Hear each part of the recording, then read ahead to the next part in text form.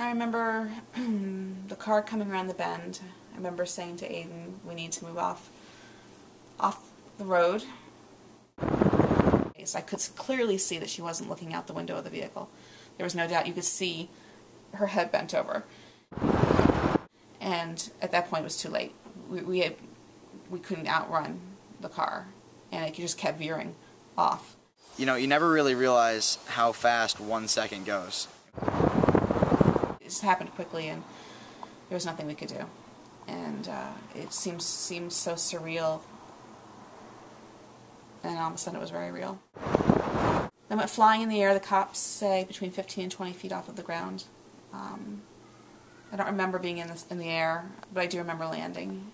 But the blood was like dripping onto the grass, and I was saying to Aiden, I'm dying. And at that point, he, scooped me up. Something hit my head, I think was in his arm.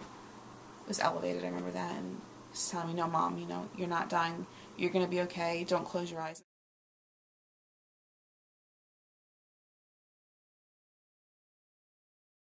Police called, and they said, they actually left a message on my phone. Your wife was involved in a car accident. And I said, no, I don't think so. And then he comes back and he says, does your wife drive a Nissan Maxima? And I said, no. I said, I'm sorry, I think you have the wrong, house, wrong person, wrong something. Then he said, well, hold on a second. And then he came back and he said, was your wife out for a walk? And I said, yeah, she was. And he said, oh, okay, then your wife was involved in a car accident. And I said, well, do you mean she got hit by a car? And he said, yes. And I said, do you know if she's alive? And he said, I don't have that information.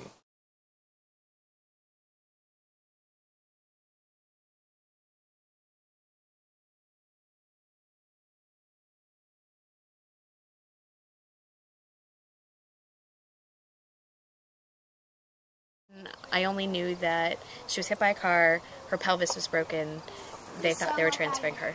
I didn't know if she was conscious, I didn't know anything. And it took about an hour before the details shook down enough and I knew that Jeff was heading to Boston.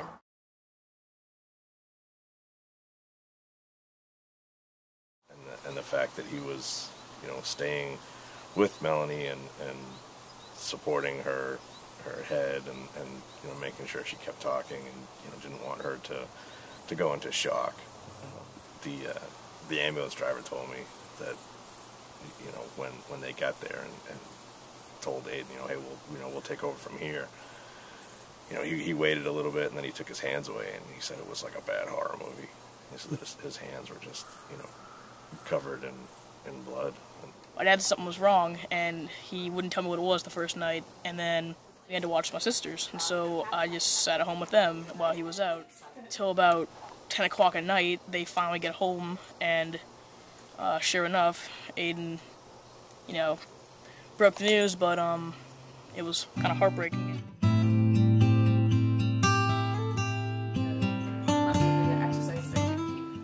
It really changes everything in the sense that, it's a completely different game. It's, you're in a sense that, Mom was kind of in charge of everything before.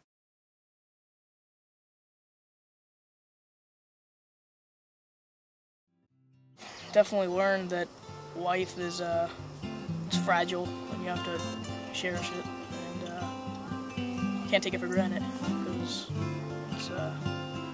it can change very fast. You take your eyes off the road for 1 second and you could kill someone.